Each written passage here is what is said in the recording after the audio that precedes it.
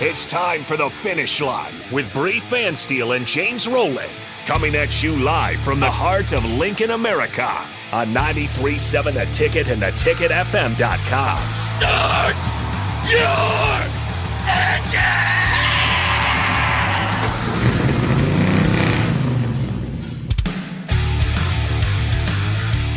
Welcome in to the finish line at 93.7 The Ticket. I'm your host, Bree Fansteel, joined by my co-host, Rebecca Pearson.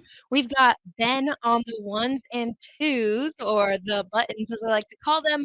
And we do have special guest Jack Dover with us today.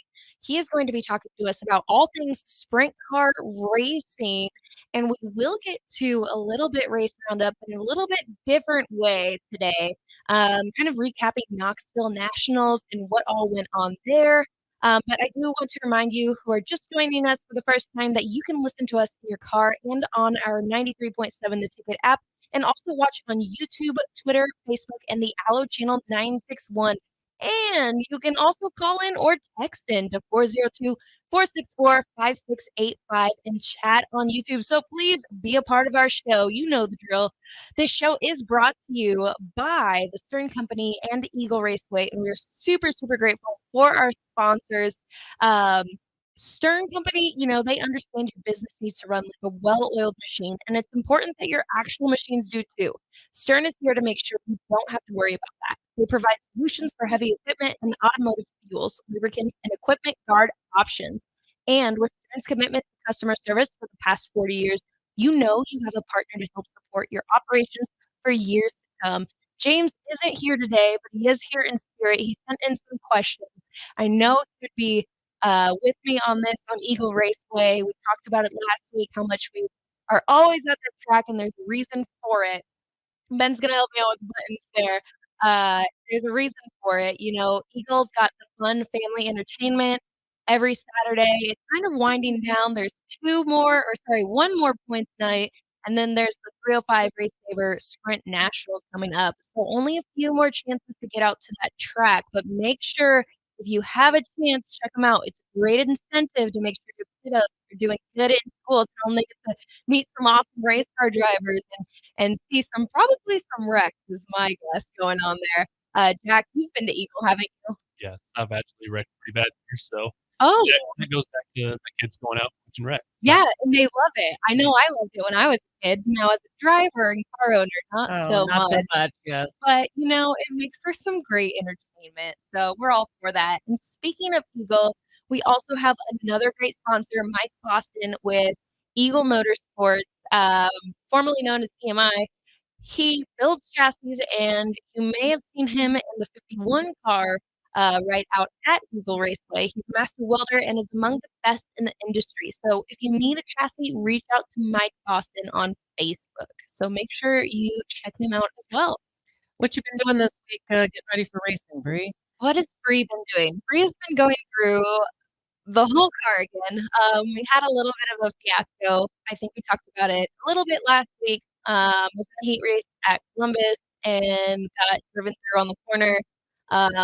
Second lap and just kind of happens in the class. Unfortunately, it put about a 2-inch crack in my rear end housing, and fluid was leaking out of it. So that was a fun thing to come look at on Friday when we were expected to race the Duchess. And then the snout was bent on one side, and and then this is the story of Jack. This is the drama that they look for in shows. I am the drama. You are the drama. I am the drama. I do it for the people. But no, and the rear end was also, I took a quick measurement and it was towed in about half an inch. So basically, it's like you walk like your feet, you're walking straight. And if your feet were kind of like, if your toes were pointed out or toes pointed in, you're not going to go as fast as you could. And you're not operating the best way that you could.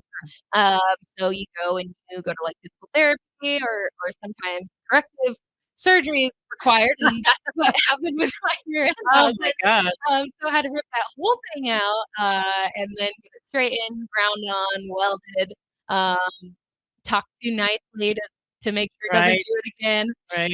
Put it back in. And does your girl have a name? She does, right? My race car? Yes. No. My daily driver does though. Oh, what's your daily driver's name? Dolores. Dolores. Oh my gosh. Okay, well, Jack is here because we want to talk to Jack, but we're going to save Dolores maybe for Okay. next week. That's fine. Because somehow I missed that in the early days when we were introducing Bree to the rest of the audience. So you got so- wrecked last week? Yeah. Was that new piece of sheet metal I gave you on there? No, thankfully not. I've Good. been saving that for I've got I call it a car show, but I'm gonna be the only car there. It's one of my sponsors, but Life Fitness is having a member appreciation day on Saturday and bringing the car out. So I keep calling it a car show to all the members. That's a joke, but I'm saving the sheet metal for that, so it's nice for photos. And then I'll go take it to Eagle and probably wreck it, and it'll be great. But at least I have the pictures, and that's all that matters. Okay. What's the date on that? So people listening know. Oh, the date on it. Goodness gracious, making me get out my calendar over Okay. here. I was Time. interviewing you. In the meantime, I'm going to ask Jack if you remember those days, right? Like Bree's going through. Did you have a few days like that in the early ones? Yeah, I actually wrecked quite a bit when I was younger, but it makes you a tougher and better person. I Okay. can promise you that. All right. You hear so- that, Bree? Okay. Yep, notes. And it honestly shows people how bad you want it. Because Okay. if you keep wrecking every week and you keep rebuilding it, Right. people know you're determined. Determined. Yeah. So exactly. that's the biggest thing is just don't give up. Builds Yeah. character. Okay. No. Where's the car I show? respect that. The car show in quotation marks is February. Sorry, wrong day. It's Valentine's Day, guys. Sorry. I can't do math. I can't read calendars here. Oh my. No, I'm kidding. It is August 17th on Saturday. Okay. So August 17th, we're doing that. And where is that again? That is at the East location in Lincoln, Nebraska at Good Life Fitness. Good Life so Fitness. off Okay. of Out 84th to- and Highway 2-ish. Okay. So Great that'll be- place. Lots to Oh, do yeah. there. Lots of parking lots. And it's so- free. It's free even It's if you're not free? a member. You Okay. can go there. And work and- out. You mean yeah, for you free? can work out. There's going to be like goat yoga, I'm pretty sure. There's going to be food trucks. There's going to be a fire truck, which is way cooler than my race car. Oh yes. We're still calling it a car show. Yeah. There's going to be a whole lot of different special classes, and you can meet everybody. A lot of the instructors will be there working it. There's going to be competitions for the kids, so it'll be a really good time, and I'm very great. excited for it. Yeah, that's a fun location. Yeah. Awesome. So go see Bree, meet her in the flesh. That's Saturday, Yes. and then Sunday before we let Jack just talk for the next 40 minutes because he's much more interesting than the two of us. The two of us, are going to hit the track I know. I'm so in excited. autocross, right? And you're going to drive my car. Yeah. It'll be So- my first time. Yes. So this is going to be fun to talk about when we come back on air. Yeah, I'm Okay. super excited All right, about so it. we're in a little Mazda 3 streetcar autocross. This is all getting me ready to go to Hastings. So I was going to anyway. say this is out in Hastings, Oh right? no, this is here at the airport, right? So SCCA does time trials and the novice class for me. I haven't done it in 15 years, so that's our Sunday thing. We've been working up to it. It's just like um, riding a bike. You don't forget. Yeah, I hope so. I hope so, but I have a different car this time because I haven't done it in a long time. But I've been surrounded by all these dirt track folks, and I got to get in a dirt track car because it She's doesn't take itching. much to. Yeah, I'm definitely itching. So this is what I know. So I'm going to start with that, but then we'll get in a dirt track car. But we would much rather hear from you, Jack. So what's Yes. going on in the Jack Dover world? I've been helping crew chiefing for Tim Estenson, which is a kid out of Fargo, North Dakota. We've ran 30 times this year with him, and then I've personally drove or raced 6 times now this year. And the first 3 nights were in my car, and then the last 3 nights were last weekend in Tim Estenson's car over at Knoxville Nationals. So were those 360s or 410s? 2 360 shows, and then the rest were 410 Okay. shows. And I'm actually going to Missouri Friday, Saturday, Sunday, and racing Tim Estenson's car, and it's 410 show also. So he's in a wedding, so I'm going to take his stuff and go race. Excellent, excellent. How hard is it to swap from one car to another? Is it just a mental adjustment? Yeah, that's all it is. I mean, some people they got to move the steering wheel, move the pedals, Right. like not to brag or nothing, but I feel like I've been doing it long enough. I just get in and adapt. Thank you. Yeah. Yeah. Are they the same height? You don't have to make any adjustments? No, I'm like the tallest sprint car driver out Yeah, there. you're very tall. I was going to say that. So how do See- you get in and out of that car? They make it a little taller, and Uh-huh. the other tallest sprint car driver is Dale Blaney, which he raced NASCAR Yep. and played in the NBA. So Yes. it's me and him. We're the tallest sprint car drivers, but we make it work. How tall are you? 6'5". 6'5". That is tall. Yeah, it's a little taller than me. I don't even Yeah. think I'd be able to get you modified. Probably not. Well, it's like I have kids come by and they'll get autographs at the end of the night. They'll sit in the car and they're like, hey, I can reach the pedals, or hey, I can see over the dash. And I'm like, yep, you sure can. Yeah, my knees would probably be hitting the steering wheel. Oh, yeah. 100%. It's definitely awkward. I'm little and Mhm. I climbed in Mike Boston's car, so that was how I got the little itch. He Mhm. at least let me get in that. I was like, okay, this is a contortionist activity, no matter what. So So- for you, how do you do it? You have your method? Yeah, you got a special method. Every Okay. driver has it.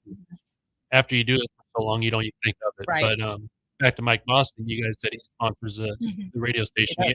He's actually the cars we run are his cars. His So. chassis. I Yeah. was hoping so. I Oh, was going to yeah. ask you about that. Well, there's the ultimate shout out for Mike Yeah. Heck Boston. yeah. Jack Dover's running his car. Running the Eagle chassis. He actually just got us our newest one done a couple weeks ago. So Okay. we're building that right now and hopefully going to be running it here in a couple weeks. That's great. Well, we like to talk about him being a master welder. He is really special in his field. He's very good at what he does. Yes, and many winning drivers are running Yes. his equipment. So that's a great testimonial. Yeah. Thanks for mentioning Yeah. that. That's great. And back to what you said, I think you said there was like 2 more shows at Eagle. I Mhm. just wanted to put out there that we got the Stuart Allen Memorial Race. Right. That's the Ooh. 360 race, September 8th. They just announced today is paying 10 grand to win, so it's going to be a huge That's show. wonderful. Yes. Are you going to see if anybody else is in a wedding and you can run their car? I'll be there in my own personal car, Okay. the 53. Nice. Okay. Yeah. How many cars? I didn't get to go last year. We were working with them to try to promote that. Obviously, how many cars they field generally in that memorial race? Last year it got rained out, so we never Oh, actually okay. had it. Yeah, So okay. we're estimating 40 to 50. We're Okay. hoping. So Great. bet All we right. So Yeah. for everyone listening out there, and any type of car, because I haven't been to it before, they have the classes just like usual. it's sprint or cars, maybe one other. Oh, it's the Okay. late models. late models Yeah. and sprints. Ooh, Okay. I'll All be right. there. So everybody needs to borrow their friend's car if they don't have one and come Yes. out and run. 'Cause this is a great cause to raise money for the Stuart Allen. Either run or just come out and support Yeah. or support it. Yeah. it. Yeah, it's a good friend of mine, Tyler Perry. He's the one putting it on. Oh And yeah, sure. We got Last Tyler. year got rained out, so I'm just hoping it's really big so we can continue to do it every year. We had Tyler on last year. We should reach out to him. Well, we only have one more show this season. Well, we have could one probably get a more blurb. regular show, and then James and Bree, I think, are itching, kind of like I want to get in the We car. are. They want to do 3 shows, so we'll see. Let me run a couple special races. There you and go. then I'll sit there for 1 week and miss the show and be like, where is it at? I need it. Yeah. So, what are you aspiring to do for the remainder of the year besides those few races? What's going on? Nationals just got over with over at Knoxville. We obviously got the Stuart Allen Memorial out at Eagle. I think with him, we have like 30, 35 more shows. So at the end of the year, we go South Carolina, North Carolina, Oh, great. and then down to Arizona, and then out to California. We did that last year, so we're probably going to do it again this year. And then on the way home, we'll hit Vegas up for like end of the year trip. Great. We did That'll that be last year. It was fun. pretty fun. And then myself, I think I have probably 10 or 12 more shows. Great. So- Fantastic. All right. So, of all all those tracks there in California, North Carolina, South Carolina, do you have a favorite one? I would say probably Eldora, which is Eldora. over in Ohio. You probably Tony's. Oh, yeah. It's Tony's track. Yeah. Yes, we were talking about that. I had 1 weekend off in 2016, and it was just like a spur of the moment deal. It's always been on the bucket list. There was a 360 race going on just one day. We literally drove 14 hours, raced, and came home. Oh, my Oh gosh. my But goodness. we made it happen. So I got to race there, and it's probably my favorite track I've Yeah. been to. I've What, been what do you like about it? just the speed and how close you got to get to the wall. You're a daredevil then? Yeah, Okay. I like being up on the wall. He likes to go fast. Yeah.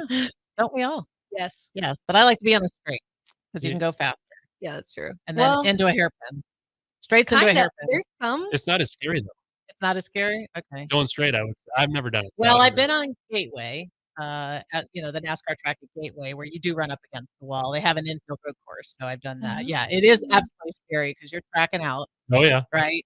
With everything, and you're like, okay, have I got control or do I not have control? Only one way to find out. That's it. Yep. I always say if you're closer to the wall, the less. Exactly. Exactly. Okay, good. All right. So, race roundup. Here's how we're gonna do it. You were obviously at the Knoxville Nationals. Let's talk a little bit about how your run went and what happened. I really don't want to, but we yes, will. you do. Um, You have no choice. So obviously, when you go to Knoxville Nationals, you want to draw really good. Mhm. So the first night we drew an 8, and they started 7, so we were second out. That's really perfect. good. Yeah, like I've never had that. For Mhm. 18 years of trying to go to Knoxville, I've never had that. So we qualified 6 out of 54 cars, I think it was. which was really good because it's all about points over there. Mhm. So we were sitting 188 points after qualifying, and then they invert the first 4 rows in the heat race. And obviously, you got a bunch of fast guys, so it was really hard that night because the track hadn't widened out. So I think we started 7th and ended up 8th. That's not bad. Yeah. Still top 10. Not a lot of passing, and then that put us in a B, and I think we missed the main show by 2 spots. But so it's 2 qualifying nights, and we were the first one. After the second one, we were sitting 36 out of, or 38 out of 106 cars. So That's pretty good yeah, still. considering it's my 4th night out, I was Yeah. really pleased with it. And being in Tim's car, Mhm. I don't know how it's gonna Yeah. work or react. But, we were 38, and the cutoff to, not have to run Friday, which they call Friday Hard Knocks, was 26, so we missed it by 12 spots. So we had to restart Friday, and again, we drew really good, which never happened 2 days in a row. We drew a 9, so we were 3rd out, and, we ended up qualifying 10th out of 40 cars because they split the field up. There's 80 cars that night. So we're 10th out of 40, and then that put us on the front row of our heat. Started first and ran second. They took top 3 to the feature. Perfect. You know, it was perfect until I forgot to go to the scale. You forgot to go to the So Oh, I man. went to the pit meeting. I heard him say transfer cars go to the scale. Like, I heard it all, Mhm. but I ran second, and when you come off the track, my pit stall is right there because I drew really good. So it's just Mhm. like right, I can drive into it. I don't go by the scale or nothing. So Oh, I didn't think nothing nice. of it. Yeah, I was Nice. totally in the zone. I was thinking about point, where we were gonna Oh, be yeah. sitting, and I just literally drove right into my pit and ran second. They kicked 3 to the scale, so obviously I didn't go to the scale. I got DQ'd.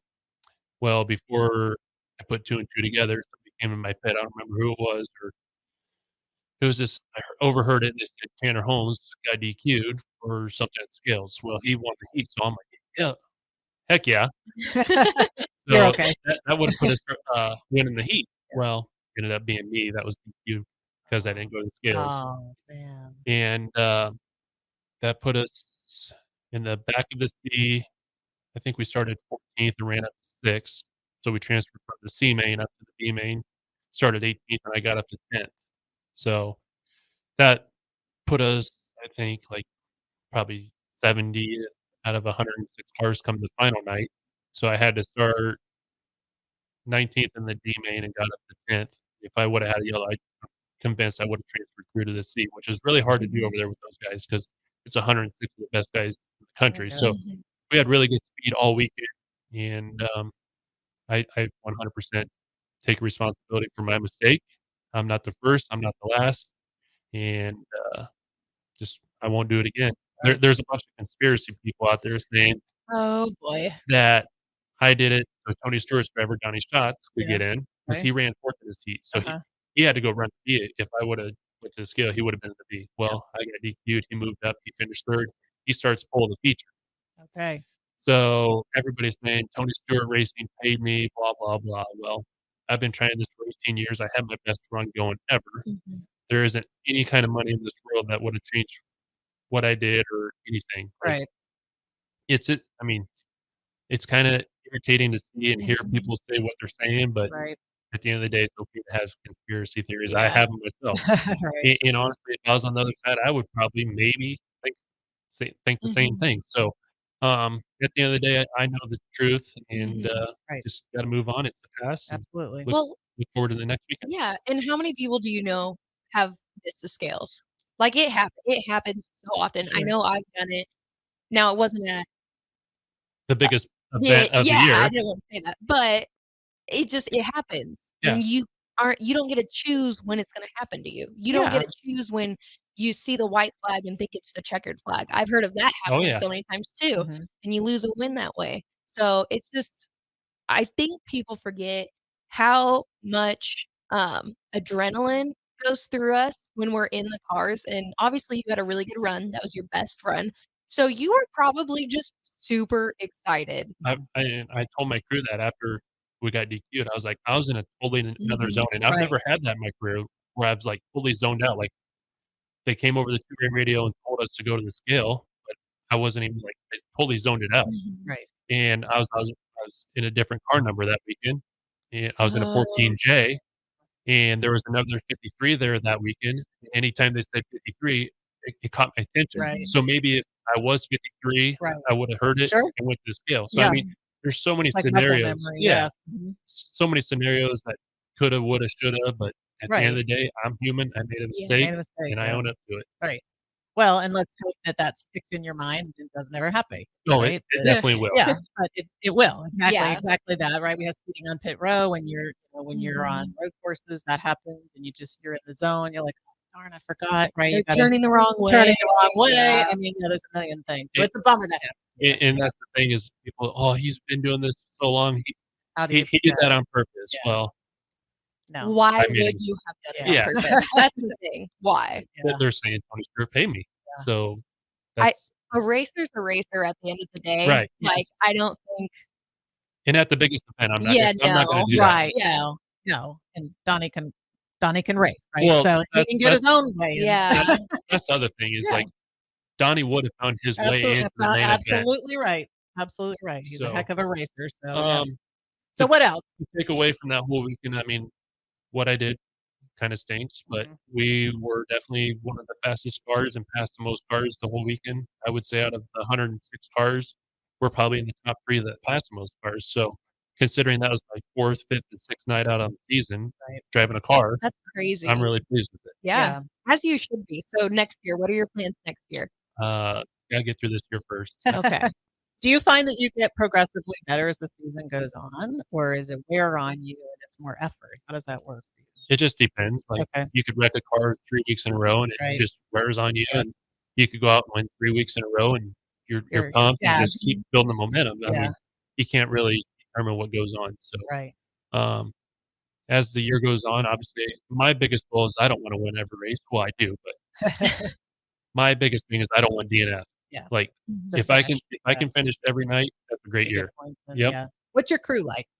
I have Dave, which, he's been with me for about 10 years, and then my friend Alex, he's been with me for about 12 or 13 years. Wow. It's just those 2, and we've been doing it forever. We all got our routine, and we all work really good together. Right. How often are you changing something up on the car to improve handling or what performance? How do you look at that? So since I started crew chiefing for Tim Estenson, Mhm. 95% of the races we do are 410. We like Outlaws, IRA, like the really big series, high limit. And I'm more of a 360 guy, or was. So back in 360 days, you didn't have to change a lot. Well, obviously being around the 410s the last 2 years, it's pretty chaotic. Like, Yep. you gotta think about every corner before that car goes out on the track because, like, there's so much going on in shocks now, so much going on in bars. Our tires aren't as good as they used to be, so you gotta really watch your tires. The 410 road is totally different. Like, 10 or 12 years ago, you could put a 410 setup on and go race 360s. Well, you can't do that now. So is Really? every track a different setup, or do you have wow. Yeah. Okay, so copious notes after each track for adjustments for the Yeah. next time. Wow. In, like, all my 360 years, I never took notes. Like, Mhm. I just remembered it all Remembered. Wow. because I was doing it, obviously. Well, now the 410 stuff is so, like, complex, you gotta Mhm. write it all down and have a notebook for each night. Right. Oh my So when you say different setups for different tracks, is it like there's 2 tracks that are similar enough that you can just change one bar angle, or are we talking a completely different No, setup? like, I'm trying to think of a couple tracks that are similar. Like, I don't know if you've ever been to Cameron, Missouri, but it's just like Eagle Raceway. So, like, Mm. if we had a setup for Eagle, we would start we're like, our starting point at Eagle would be our starting point at Gotcha. Cameron. So we kinda have, like, a baseline setup, and then we build on that throughout the night. Gotcha. How Well, much do you go ahead. go ahead. James had some questions that we gotta get asked Yeah, here. let me ask one, then you can segue to some of Gotcha. James' questions, but how much do you depend on your crew to know how to set stuff up versus you? So who's giving direction, or is it symbiotic? You all bring your own skills to the table? How does that work? So, honestly, not downgrading my guys at all. Mhm. They don't really know setup stuff. Okay, They know the baseline, but, Mhm. like, to get real technical, they don't know it. okay. But they can suggest where I looked good, what I was Mhm. doing on the track, where other people were better, what I could change, Right. like, that's where they come into play. Okay. But as far as setup stuff, that's all It's me. you. Yeah, Okay. and it always has been. So, I think that's kind of what separates me from other drivers here in the Midwest Yep. is because I You understand a love the little better. car. Yeah, Yes, I understand a little better that's a than big they do. difference. Yeah, so when you get to those teams that have lots of crew and you have a crew chief and team and the driver, they really do benefit if the driver understands the car or can at least articulate what they want from the car. So I think, yeah, that could be a real competitive advantage for you because you know all of that. Well, any young kid that I talk to that's starting racing and Mhm. wants to be somewhere like I am or even NASCAR level, Yep. like, I always tell them, "You gotta know the ins, like, from front to back of your car, Right. and then the front to the back of your hauler." Like, you gotta know everything. Everything, right. And definitely in the early days when you're doing everything, right? You're Yeah. a utility player and driving and giving that guidance. So I wanna definitely come back to that. I got questions Yeah. for that, but James had some good ones. So why don't you Yeah. fire away? Then we'll Yeah. take a break after a couple of questions. Yeah, How's we that? can do that. One of his questions was, how do you feel about the health of dirt track racing from a weekly, regional, and national standpoint? I think it's awesome. Um, Knoxville Nationals sold out this year. Pit Pass is sold out, Oh. and I think more and more people on YouTube, like, Mhm. radio, like, the dirt community is getting out there and not downgrading NASCAR or nothing, but I honestly see dirt racing being bigger than NASCAR in about 10 years. Really? Yeah. Say more. What's that look like? How does it become professional like that? Well, I mean, it kinda already is. Like, some of Yeah, these it some is some for of these sure, sprint but car teams have national brands on them. Sure. So, if we just keep trying to get these national brands out there on more cars, obviously, we're gonna kind of be above Yeah. NASCAR. Yeah. Well, the thing that changes it is the fan base, the advertising, the big sponsors, but certainly the number of people watching on TV and accessibility to TV, right? Having Right. a network carry you. So I'm Yeah. interested in how that And another thing is like NASCAR costs millions and millions and Mhm. millions Sure. of dollars. Mhm. Like, if you wanna go out and be competitive on the Outlaw Tour, you maybe need a $500,000. Like, I know there's not a lot of people out there that can Mhm. do that, but Right. it's feasible. It's yeah, Do you more think it's gonna affordable. get Yeah, less affordable as the years go on, though, like NASCAR did? I don't see our sport getting out of control like NASCAR has. I think it's gonna stay more level field. Interesting. So, that's my 2 cents. Oh, no, I love I that. We'll come never back and talk about that Yeah, because I worked in NASCAR, right, and with yeah, ExxonMobil, so and I never really thought about that, but, I mean, maybe it's my algorithm, but all I see all the time when I'm going through Facebook or Instagram is just race car, dirt race car, dirt Mhm. race car, and I rarely see anything else, And so Yeah. and I think I've seen somewhere the last 2 years, Knoxville Nationals has been, like, the, like, top 5 tourist attraction for the year. So, like, it's definitely growing each year, and Yeah. it's getting bigger and bigger. So Well, let's talk about how you make dirt track a big series because I come from that Formula One and Mhm. NASCAR basically, and then some of the prototype racing at Sebring, places like that. What the big series are like, and I'm super interested because I've been wondering whether this would happen, Jack. So I love that concept. So we'll come back and talk about that. What else do you want to ask him? Yeah, some other questions that we had here. Let's see. Lately, we've been seeing some older competitors back in the seat. Billy Alley, Ty Jensen, Danny Wood. Do you think the younger competitors value the mentorship from the old guard? I don't think they think of it, honestly. I think, like, I'm a racer, right? Mhm, So, when I go there, obviously, I've raced against Andy Wood, Mike Jensen, I've raced mhm, against Billy Alley, and when I go to the track, it's just another racer. mhm, Like, it's cool to see him come back, but I think we're seeing him come back because those 3 guys you just named off, they're mainly running 305 class. It's more affordable, it's mhm, Mhm. fun, and not as competitive as the 410 stuff, so it's probably more enjoyable, mhm. less stress. Yeah, for sure. And then one other one. What is your favorite memory with Push Truck Mike? Oh gosh, there's been a lot. Do you Pro want to tell everybody who Push Truck Mike Push is? Truck Just Mike so is yeah, one Mike Peterson, he drives a push truck, at for Eagle. at Eagle, Uh-huh. and he travels with the 360 series, our local 360 series. Um, I would say probably we were in Arkansas, in Texas, and we went to Waffle House, and I'm just gonna say things got a little rowdy afterwards. At Good the old Waffle House. good old Waffle Yeah. House. Yeah, what happens at Waffle House stays at That's Waffle right. House. We Yeah, don't need it to is go that any kind of further. place. It is that kind of place, absolutely. Alrighty. Well, let's go ahead, take a break, Yep. and when we come back, we can kind of expand on that NASCAR versus dirt track racing Let's do it. situation going on there. You are listening to The Finish Line on 93.7 The Ticket. Back to the finish line with Bree Fansteel and James Rowland on 93.7 The Ticket and theticketfm.com.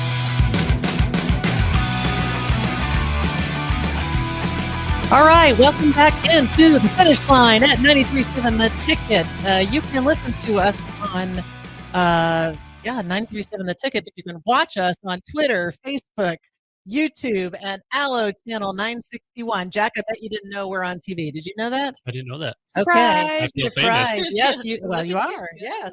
So we're here with Jack Dover Racing. We've been talking about what happened at Knoxville. We've been talking to Bree about racing and dirt track, asphalt, which is what I know. And what interested me about your comments in the previous segment, Jack, was just about dirt track racing being as big as NASCAR. And I've lived through my career at ExxonMobil through NASCAR being at its peak, also taking quite a bit of a hit with elderly, aging followers, trying to bring in new, different followers, that kind of thing, but also just how do you grow a sport, because even some of the feeder series are important to growing a NASCAR fan base. So I think it's a fact. I guess we would look it up. I think there are more people doing dirt track racing because you have all these little tracks, and there are more small dirt tracks than there are asphalt type Correct. tracks. And I definitely think there's more people doing dirt track racing, And it's probably more affordable.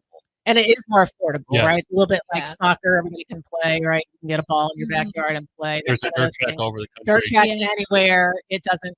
It probably requires a lot of maintenance relative to asphalt, but I think asphalt would probably still require more maintenance. But when you're on a road course, you need bigger staff to manage that, or if you're on a NASCAR track, that kind of thing. So, you said that you feel like it's going to grow and take over NASCAR, but one of the things that's really required is getting TV coverage. This is true with all sports. We're a sports radio station, right? You need to get network coverage in order to get the fan base, which attracts the dollars. So, how would you see people like us being able to help contribute to growing that fan base?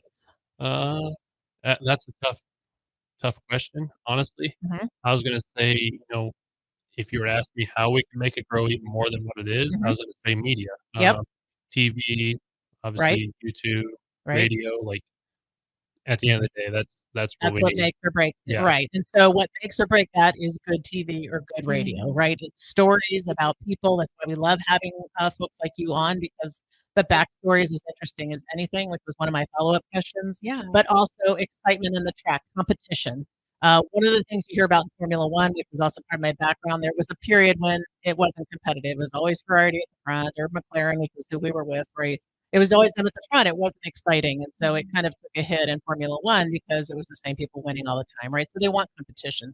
So when you think about the cars and what tracks can do to help make that competitive, or the drivers, what would you do in that case to try to make sure that remains competitive? You talked about the difference between the cars.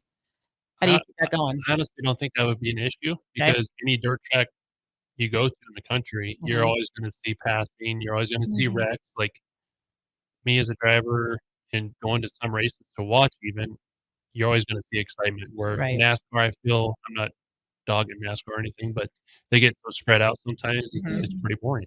Right, and that's why they changed the format of NASCAR, and a lot of our listeners may not listen to NASCAR, but probably 15 years ago, I'm guessing, because I can't remember, I'm too old to remember, but I lived through this too, where they changed the format, and they built the thing called the chase, right, to have playoff type concept In the in stages. racing and the stages, right, when it used to just be, 400 laps and whoever was, sitting down at the end won. And so they changed all that because it was the same issue of trying to keep the excitement going, right? People got tired of watching cars going Mhm. around in circles. They had to make change. Yeah, they had to That's- make a change. I still think they need less laps, personally. You do? But that's just me. Yeah. Well, I mean, if you like to race, you like to go around for a while. Well, Yeah. And there's a lot of strategy. the racers like to race. They and- do. And they want a long race. But Right. obviously, I don't know how you feel about it, but I'm sure when we watch and there's Mhm. 400 Yeah. laps, you don't want to sit there for all 400 Right. laps. No. Right. That's where I could see maybe shortening them up. Right. And that is why they broke it up, because there was less appetite to do that. And they got to some of these super speedways, and it was, again, restrictor plates, right? You could go on to all that stuff, and you don't have any of that in dirt track. And honestly, I say we're going to maybe surpass them here in 10 years, 5 or 10 years. I like the prediction. Yeah. Um, Jack Dover says. right here on the finish line. That's right. 93.7. Not right or wrong, but No, it's great. I feel like my generation, like we grew up watching Bobby Labonte, Terry Labonte, Sure. Earnhardt, Jeff Yep. Gordon, The and classic. Yep. none of those guys are around, and I think maybe that hurts it too. Right. And But- you do need icons, but you need people that they can relate to, right? Right. They love that, and you're selling merchandise and collectibles, all that kind of stuff. So you do need personalities. Mhm. And we were talking about this before. Tony Stewart did a ton for the dirt track business and dirt racing in general. And a lot of the dirt track racers go to NASCAR and back. So there could be something more about leveraging that interaction. And Kyle Larson, And like Kyle Larson, Yeah. obviously, yeah. Kyle Busch racing with the skid Right. and dirt now, Casey Kane. I mean, you could keep Yeah. on going Yep. on making that attractive. and not that it matters, but I kind of quit following NASCAR when I saw Earnhardt die. Like we went to Daytona every year, Terrible. and I was there when he died, Yeah. and I haven't really followed it since. So Yeah. that kind of goes back to like if you got that special person you follow, Right. none of those special people are there. I don't think anymore. Right. But- So, who are maybe some of the up and coming icons besides Jack Dover in the dirt track world, and besides Kyle, people they know, but some of the up and coming people that you think could fit that really do something for the series? Maybe even in like the ARCA series. I don't know any of those guys, Oh. but there's like Cole Macedo. He's a Mhm. California kid. Yep. And Great. he's gonna race with Outlaws next year. I feel like he's one to watch. Okay. Oh my god, I'm having a brain fart right now. Okay, you're allowed to have one. Yeah. Bree can help him out. There- Who do you think? Who do I think? Well, I don't really follow Corey him Day. either. Corey Okay. Day. Okay. So Corey Day races sprint cars Sure. right now, Yep. and he's actually going to race NASCAR next year. Yep. So I mean, that kind of goes back to why did NASCAR pick him? Is it Mhm. because Bruce better? I don't know. Well, they do certainly look for skills. They look for personality. And I worked for a company that was sponsoring. So when you're sponsoring, you're looking for reach, of course, which media gets you, but you are definitely looking for spokespersons, people that can carry the message forward. Yep. So you've got sponsors of your team, right? And they're looking Oh, for yeah. the same thing, like how well do you talk about the sponsors? And that does make a big difference, is how well you can interact with customers, help them grow their business, their brands, whatever that is. What you can do for their Yeah, brand. what can you do for them? And it's far more, if you're doing this right, you're picking far more for that. The reach of the media you can get with a lot of different cars or series, but the connection of the humans, and especially the way audiences have evolved these days, that connection is what they want. So the way people interact with the audience, and you talk about this Brie all the time at the racetrack. Mhm. And we had Shirley Bate on our first show, right? She talked about how she interacts with her fans. Oh So yeah, she's got lots of fans. And, Yeah. and that's another thing with the dirt side of it. I mean, any fan can come down and talk to any Mhm. dirt driver, right. They and don't need to go to a fancy booth Right. or Right. anything like that. Yep. Yeah, They the can come by, see accessibility. the car, sit in Mhm. the car. A lot of the times, Yeah. depending on if you're at a bigger show, they probably can't because they need to get it ready. But I Right. mean, they can come, get hugs, get high fives and autographs. Well, and you're real when they can talk to you. Yeah. That I was gonna say, accessibility is we're huge, just another person right? there enjoying our night. Right. Put your pants on the same way, that kind of a Yep. thing. So, do you have some great fan stories for us? Nothing really. I mean, obviously, I got hurt real bad in 2010 out at 90 Speedway, Mhm. and I was in the hospital for a week, and had a lot of fans come there, and that really showed me like I really got some You good have people some, behind me. Yeah. Right. So, So, tell us a little bit about not how you got into racing necessarily, but how did you learn about the car? You said you're a driver that knows how to drive, but you also know a lot about the car. Were you an engineer? Was your dad an engineer? Like, how did you learn about cars? like obviously growing up, I wanted to race. Like anything I could get my hands on, I was racing. Mhm. I'd always race people on feet. Like I got to age 10, and my dad owned a modified team before that. And when I got to 10, he went and bought me my first mini sprint Mhm. and started doing very well right out of the box. And um, if I got to give anybody the most credit, my dad, because he told me if I wanted to do this, you got to work on it and learn it. Right. I like that. So So, um, he taught you everything. he taught me the first year or two, and then year 3, 4, 5, I started doing everything on my own, Mhm. loaded up, and we go race. That's So, fantastic. And you probably had some false starts of oh yeah, thought you had it right and it wasn't right and tweaking it. In there. Yeah. it's right. like one time I put the rear end cricket in the mini sprint, and my chain kept popping off, and it did it like 2 or 3 times, and finally he came over and he says, "It's because your rear end's not straight." Okay. Yeah. So he was really good about explaining things, and The biggest thing he told me growing up is you need to learn it Mhm. because the more you know, the better off you're going to be. Right. Yeah. So Dads are great. We Yeah. were talking about that racing is very generational. That people that are hanging out at the track and spend the rest of their lives at the track Mhm. somehow. If they don't prefer to race, then they're calling races or Yeah. they're flagging or doing something like working that. on a crew, yeah. Working on a crew, whatever. It's really cool. The camaraderie of racing is one of the reasons we started the show. We just love it. We love meeting people like Jack and Bree, so it's fun. Yeah, it's like I've wanted to quit probably 4 or 5 times. But in my, have you? in my Have you career. really? I haven't, no. Yeah. In your head, yes. It's a bad addiction. Yeah. It really is. Yeah. But we love it. That's what us racers Oh, do. yeah. so. And that's the other thing with kids growing up is like if you get them into racing, Mhm. like it kept me out of trouble growing up. Right. Same. My sisters kind of got in a little trouble. We got them into racing and it strained them out. Yeah. So Like lots of sports. And there's a discipline to that. There's a commitment. You've got to prepare, go to racetrack, right? You've got a lot to learn. So there's quite a commitment to doing it like any sport. in discipline, Yep. I found that out the hard way. I had to get good grades, and there was the shootout, which is an indoor race in January, and had the car all ready. And my dad asked me the day before we left to see my report card, and I had some bad grades, and we didn't go. Yeah. Oh, no. Great. So All right. Well, before we end, I want to know what is your favorite racing memory? It doesn't necessarily need to be a win, but what is your absolute favorite memory? I think it was 2013 out at I-80 Speedway. There was this thing called the Fall Brawl, and it was a ASPS national event, which is the best guys in 360 racing. And there's a $20,000 bonus, but you had to win both nights. So it was like really hard to do. Mhm. Well, I ended up winning the first night, and then I won the second night and walked away with like 30 grand. And Ooh. that's probably my best memory. Is that the largest prize you won? Yes. That's fantastic. That And would be a good memory for me too. that would. And how long ago was that for you, Jack? 2013, I think it That's was. wonderful. Great. Well, great memory. Should we ask Jack if he has any pets? Oh, yeah. Yeah. Okay. Tell us Is about the the camera pets. Oh, the camera's definitely on. And it's waiting for you to show us pet pictures. And we've had all kinds of stories. We've had pigs. We have a reptile of something Yeah, in our an background, iguana. an iguana or That's something, Devin's tortoise. a tortoise. That's my dog. Oh, What kind of dog is it? Chocolate Lab. Chocolate Lab. And what is Chocolate Lab's name? Mac. He's Max. 7 years old, and he goes with me every day, every minute, everywhere. Oh, race Oh. dog. Yep. Does he have a scarf that he wears Nope. or anything? No identifying? No collar, nothing. Nothing. Just- All right. So And my parents own a towing company, so he goes in the tow truck Oh. with me every day.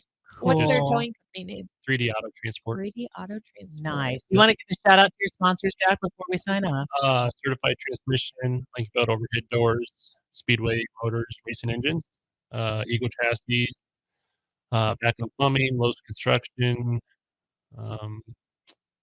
Triple S Motorsports. You're doing great. I think there's like 38 partners. Oh I my have. gosh. So- All right. So the ones you can't pull off the top of your head because that's a long Yeah. list. There's a shout out to all Jack Dover sponsors. They're all very special. all and, special to you. I couldn't do it without them. You could not do it without it. Racing counts on it. We count on it in the grassroots community for sure. And the big series, we count on them. It's been great to have Jack. You want to close us out? Yeah, well, I just want to say thank you again, Jack, for joining us and talking about Knoxville with us, being real raw and giving us all your emotions there. My name is Bree Steele. I've got Rebecca Pierce with me, then on the ones and twos for the buttons, and back over. You are listening to The Finish Line on 93.7.